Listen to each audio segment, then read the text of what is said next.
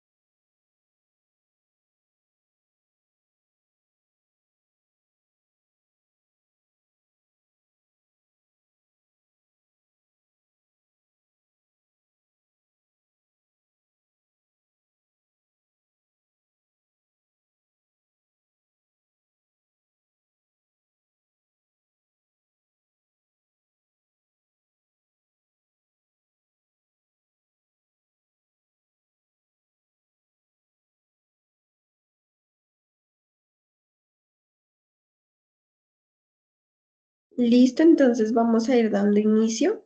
¿Me confirman si ahí ven mi pantalla, por favor? Sí, Lucy se ve.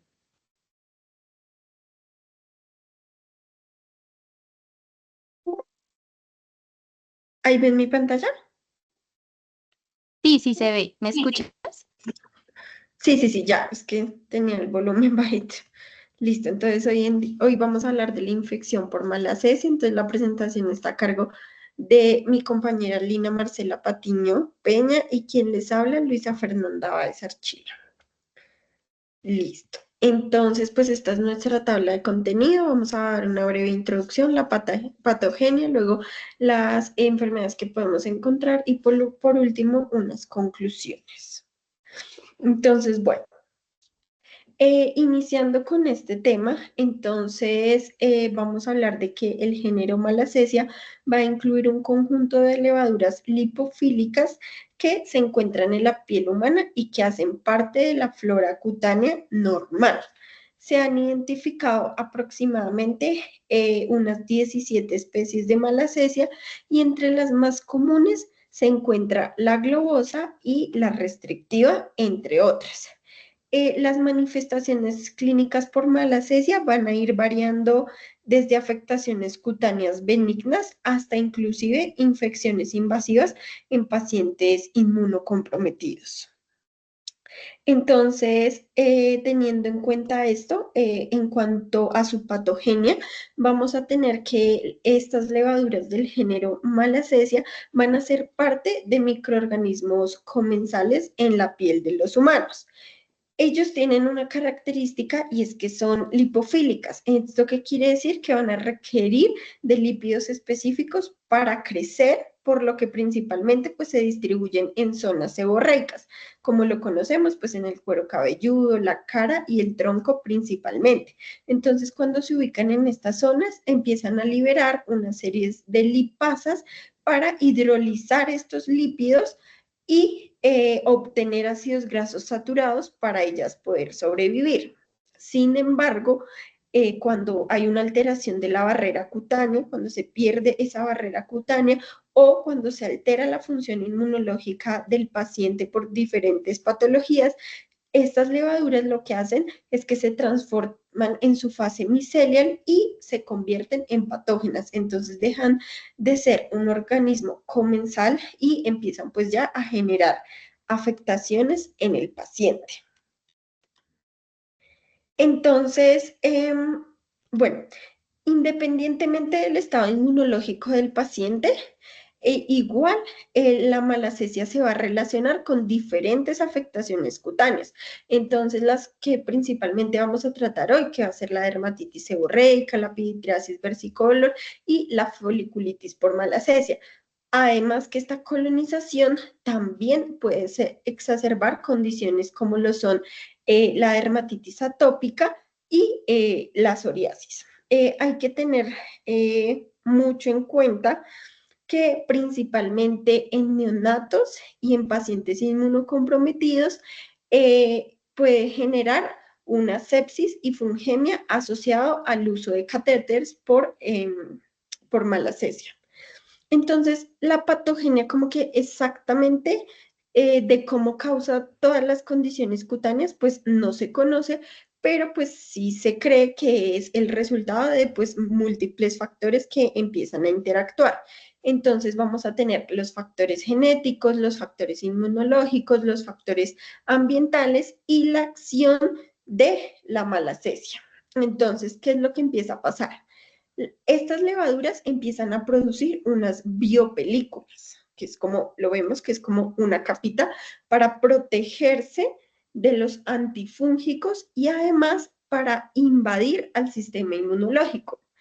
Además de utilizar este mecanismo, también empiezan a producir múltiples metabolitos, entre ellos la melanina, los pigmentos indoles y el ácido acelaico, los cuales hacen que se modifique la función epidérmica, se altere la melanogénesis y además estimula la liberación de las citoquinas proinflamatorias, que es lo que nos empieza a exacerbar estas otras condiciones dermatológicas. Entonces, aquí es donde vamos a entrar, pues principalmente hablar ya como tal de la dermatitis seborreica y su relación con la malacesia.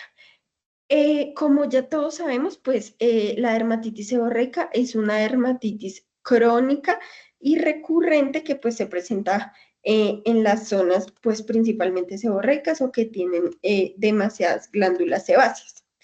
Esta condición no es una condición como específica de una infección por la malacesia, sino que pues también es de causa multifactorial. Entonces los pacientes con dermatitis seborreica pues ya de base traen una susceptibilidad genética.